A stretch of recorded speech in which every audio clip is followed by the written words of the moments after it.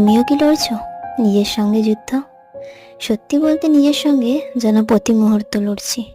কে জিতবে জানি না, কিন্তু প্রতি মুহূর্ত চেষ্টা করছি। আমি থাকি না থাকি এই পৃথিবীতে কারোর নাই কোনো প্রয়োজন। আমাকে কষ্ট দেওয়ার জন্য ভাগ্যের যত সব আয়োজন। মনের মধ্যে থাকা কষ্টগুলো একাই নিয়ে হাঁটছি। যুদ্ধরা কোনো একদিন শেষ হবে, এই ভেবেই দিন কাটছি।